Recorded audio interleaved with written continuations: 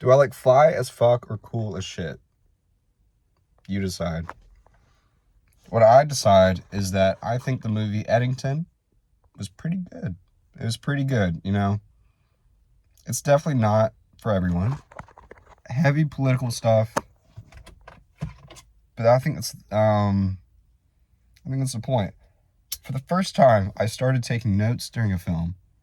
At the very beginning of my notes section, I wrote data center because that's the first shot of the movie. After the goat guy walked in and the data center popped up. And I was like, data center? That's going to be important.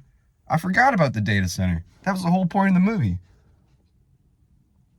Stupid people.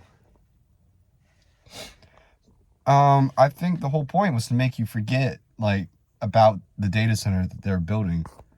And it worked on me. I forgot. And so I went back to my notes. I was like, oh, data center. Whatever. And so I think I'm not very smart. You know, I'm not a smart person. I'm not sure what the film was trying to say or what director Ari Aster was trying to portray. I'm trying to sound smart. Don't worry, I'm not. But what's his name? Joaquin Phoenix did good. I also wrote in my notes section that there's too many good actors in the film. And it wasn't a big problem, but I feel like if the actors weren't Joaquin Phoenix, Pedro Pascal, Emma Stone, who was it? The guy from Caught Stealing, Austin Butler. Someone just pulled up behind me. Hopefully he doesn't see me. Then I think the movie would not have done as well. Now, they all did a great job, except Emma Stone, technically, because she was barely in it, in my opinion. She was just a moody little annoying character to drive the plot. But that was because, whatever. Pedro Pascal, fine. I love the fireworks scene. If you know, you know. Spoiler alerts. I didn't give my review.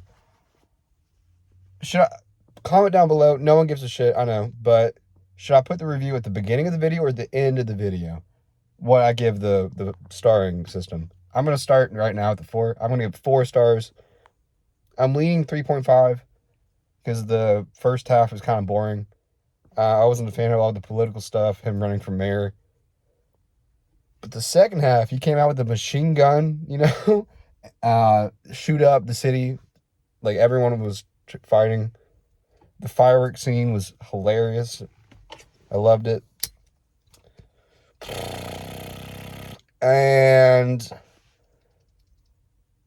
I think I read a comment, it was like every person was trying to convey, or there was like multiple groups of people. They were like the Black Lives Matter people that got influence from Minnesota. There was Joaquin Phoenix running for mayor to go up against Pedro Pascal, and that was the Republican versus Democrat thing. There was the Austin Butler side plot, where it's like my mind is taken over. And, goddamn.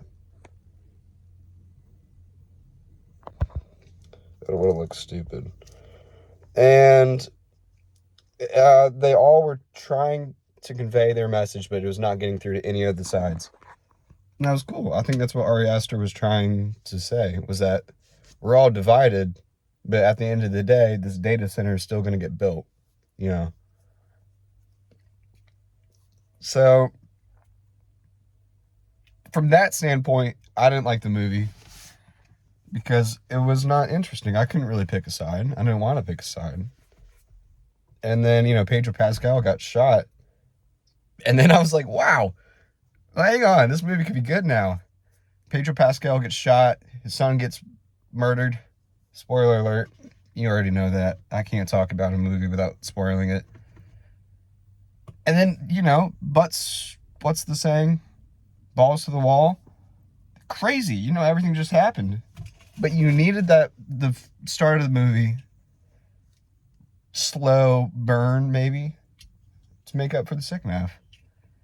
And I love the second half. So, I would give the movie, I'm going to say 3.5.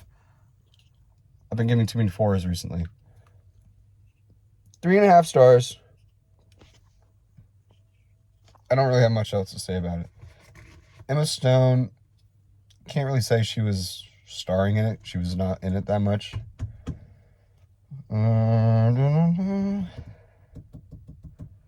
And I think that's all I have to say about the movie. So that's my movie review. Now I'm going to talk about Victor Wembanyama. When he first came to league, I really wanted his nickname to be Victor Von Doom. And I never saw anyone talk about it. I thought that would be such a great nickname for him. But, you know, I like Wemby, not Wemby. Just Wemby. It's simple, short and sweet. Whatever. This man, right, is single-handed. He's not single-handedly beating OKC, but it feels like it. And I didn't watch much of the game last night, but I did see the halftime, right before halftime, when the Spurs, they stole the ball and then they passed it. Wemby. My mom was trying to talk to me in my ear. I was like looking in the background, and I was like, whoa! Holy shit! I didn't say that, obviously. But when he pulled up from half court, he pulled up from half court. He pulled up from three. He pulled up from half court. It looked like he was taking the three. What are we doing? What do you think he does when he wakes up in the morning? Do you think he wakes up and the first thing... My pre-workout's hitting.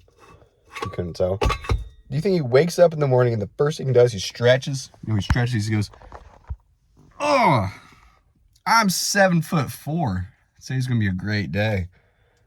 He has to do something like that. Or like self-affirmations, like I am the GOAT. If I stay healthy. If I stay healthy, I will be the GOAT.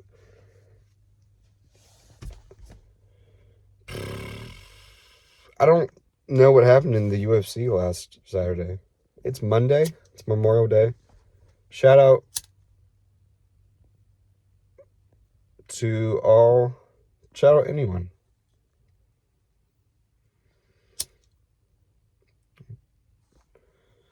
Alright, you know, I think that's going to be it. I said I was going to keep it short. I know no one gives a shit. And short and sweet. Have a great day. Eddington 2025, I think, for 3.5 stars. Alright. Have a great day, Dunkers. Please subscribe and like. Thank you.